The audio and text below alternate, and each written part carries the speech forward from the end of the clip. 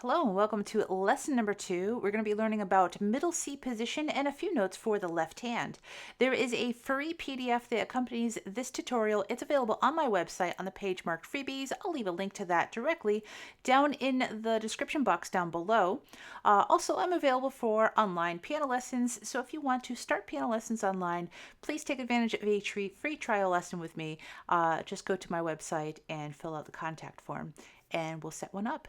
So today, let's learn about this middle C position. So let's bring it over to the piano. Let me first show you on the piano where these notes are. In the last lesson, the first lesson, we learned about C position for the right hand and the 5 notes C, D, E, F, G. Now we're going to be expanding that into the left hand, which will start by lining up in the same place with a thumb on middle C and all the notes now down below middle C. So now on the staff, we're taking a look at these notes here. Middle C is placed, for left hand, it's placed as one extra line down or up above the staff right here. It looks very similar to how we see it written in the right hand.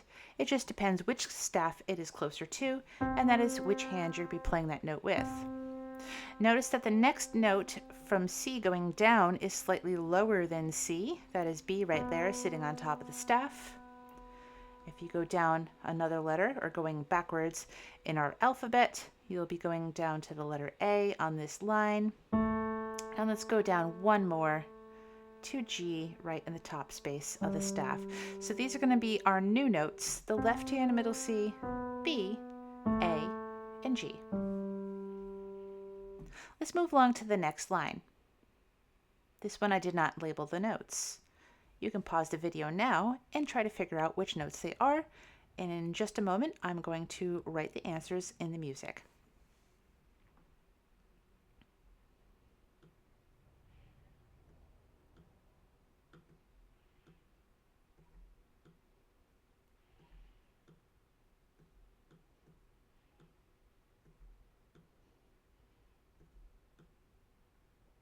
Now when we're in middle C position, it's important to keep your hands lined up correctly.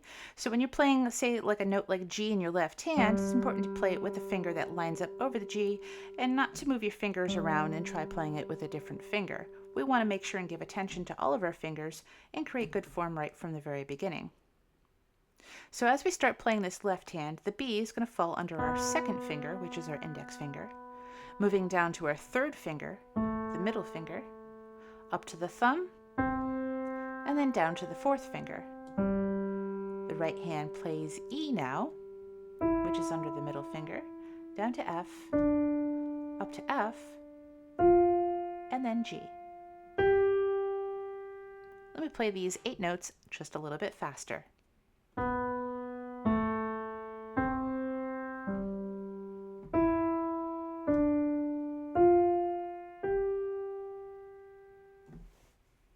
Now the next thing here is some practice drawing notes.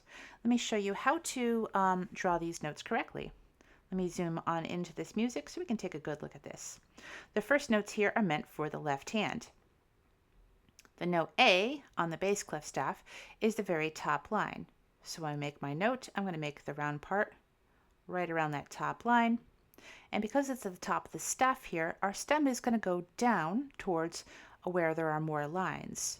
So connect our stem, I'm just going to draw it backwards here, connect our stem going down on the left side.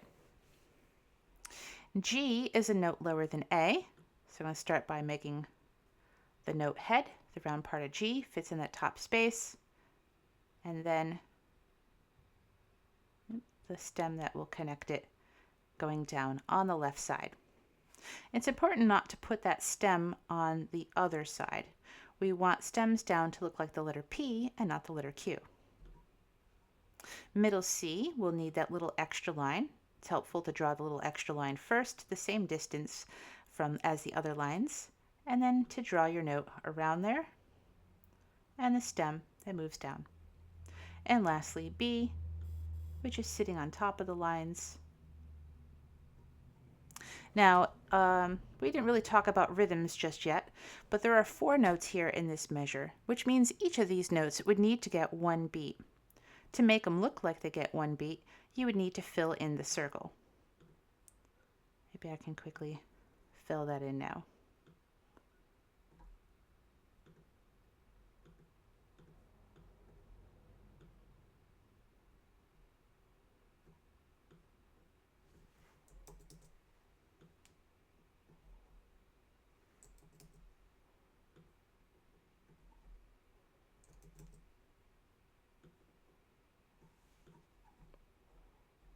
There we go.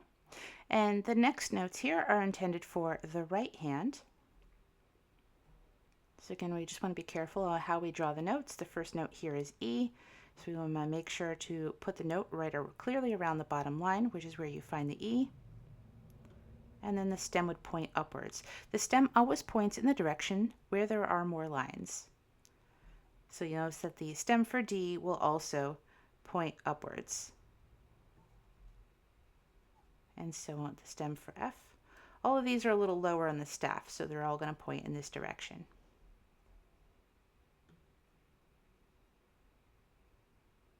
And again, you want to fill these in so they look like they get one beat each. Now let's try playing the notes we have here. So lining our fingers back up in middle C position. And also, if there's any questions about both thumbs being on the C and that's being crowded, only use one thumb at a time. So for instance, in this particular line, the C is meant for the left hand. So if you're going to play with your left hand, just remove the right hand off the key. And vice versa. If you need to use the note for your right hand, just move your left hand note off the key. So here we are. A, G, C, B, E, D, F, G. Let's try playing these same notes around twice in a row. Let me count out 4. 1, 2, 3, 4.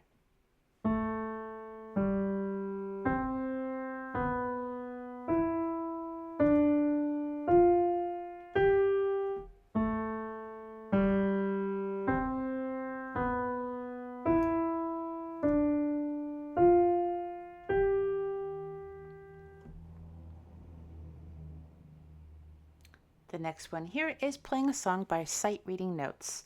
Sight reading means looking at the notes and trying to play through it without really having practiced it beforehand. So it's just looking at the notes by reading them on sight and trying to play through the notes. We'll see there's a variety of different types of notes here. In the very beginning, we have some quarter notes, or the ones that are filled in like we were just using. Those ones get one beat each. Maybe I can draw a little picture down here. So if they're filled in, they only last a duration of one beat. Whereas if the note is open in the center, this is 2 beats. It just means that this note lasts twice as long.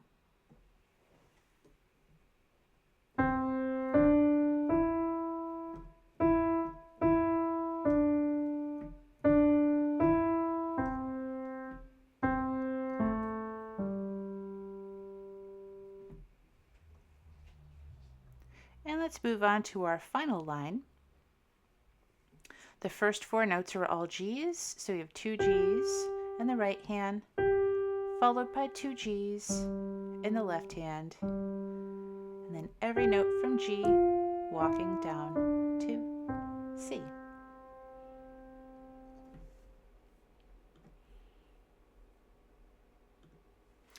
I hope you enjoyed this tutorial on lesson number 2, middle C position, getting that left hand involved. Please be sure to like this video because it definitely helps out my algorithm so very much, but also subscribe to my channel so that way you know when I have new material uploaded so you can move on to lesson number 3.